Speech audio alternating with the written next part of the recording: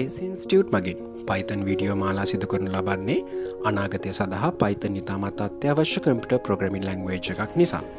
ඔබ O levelද A levelද campus යනවාද එහෙමත් නැතිනම් රැකියාවක නිරත වෙනවා අයක විය හැක.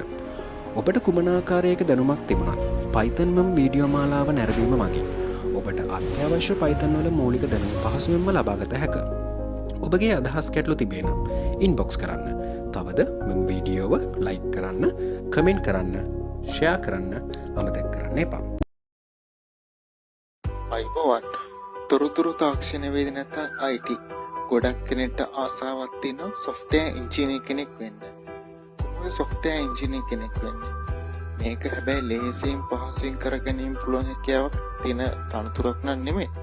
ඒත් ඕගලන්ගේ උනන්දුව මහන්සිය කාලය වෙන් කර ගැනීමට හැකියාව තියෙනවා නම් software engineer කියන බැරි කමක් නැහැ. software engineer කෙනෙක් වෙන්න නම් ඔබ පරිගණක භාෂාවක හොඳින් හැදෑරීමෙන් සහ ව්‍යාපෘති ඒ කියන්නේ ප්‍රොජෙක්ට්ස් හොඳට හැල් කිරීමේ හැකියාවක් තියෙනවා නම් පළපුරුද්දත් එක්ක ඔබට software engineer කෙනෙක් වෙන්න පුළුවන්. මේ software engineer කෙනෙක් වෙන්න පුළුවන් පාත් එක ගත්තොත් ඔබලිම trainee කෙනෙක් හැටියට ඊට පස්සේ developer කෙනෙක් senior developer කෙනෙක් ඒ ආකාරයෙන් ගිහිල්ලා software engineer කෙනෙක් වෙන්න පුළුවන්. ඉතින් software engineer කෙනෙක් වෙන්න පුළුවන් හොඳම පරිගණක භාෂාවක් වෙන්නේ Python. ඒ කියන්නේ Java C++ වලට වඩා හොඳයිද Python? ඔව්. Python Java C++ දෙකටම වඩා ඉතාමත් හොඳයි. ඒකට හේතුව මම ටිකකින් කියන්න. අපි මුලින් බලමු Python මොන වගේ කම්පැනිද පාවිච්චි කරන්න කියලා දැනට.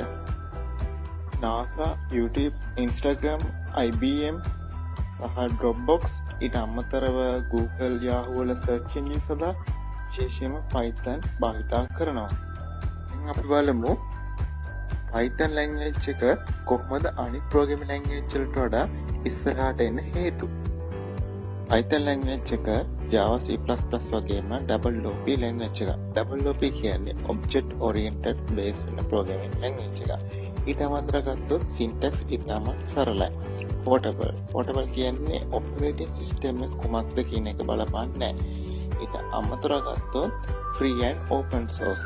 ඔබට මෙහි භාවිතා කිරීමට කිසිම මිල මුදලක් අවශ්‍ය වන්නේ නැහැ. ඔබට ඕන විදියකට මෙහි භාවිතා කිරීමට නීතිමය වළංගුභාවයක් තියෙනවා. ගොඩක්ම වැදගත් කාරණේ වෙන්නේ මෙහිදී Python සඳහා big data, data science, robotic වැනි විශාල වපසරයකට Python ඉතාමත් හොඳින් support කරනවා. ඒ නිසා අනිත් programming language අභිමවා Python ඉදිරියට එනවා.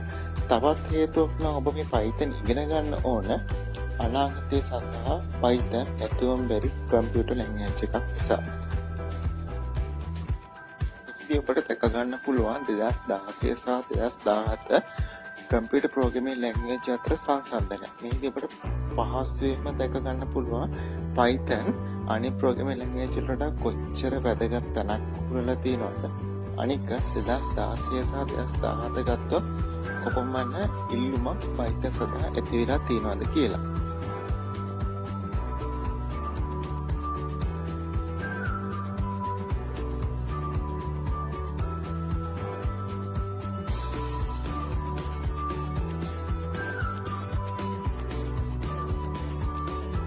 Python වලින් කොහොමද software engineer කෙනෙක් වෙන්නේ? ඔබගේ මූලික පරිගණක දැනුමට අමතරව Python basic, ඊට පස්සේ Python advanced, තවද data science, robotic වැනි area වලින් ඔබට specialize කෙනෙක් වීමට හැකියාවක් තිබෙනවා.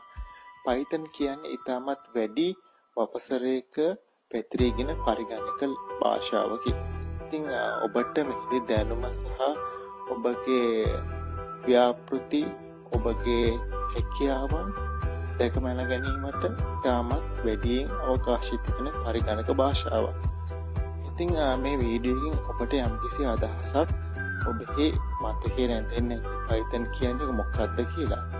මෙවැනි තවත් වීඩියෝ එකකින් අපි ඉදිරියේදී ඔබ හමු වන්න. ස්තුතියි.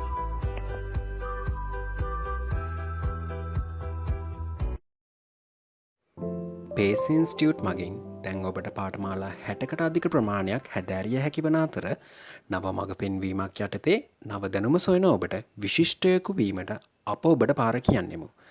තවද ඔබගේ දැනුමට අදාළ ජාත්‍යන්තරෝ පිළිගත් සහතිකයක් ලබා ගැනීමටද ඔබට හැකියාව පවතිනවා.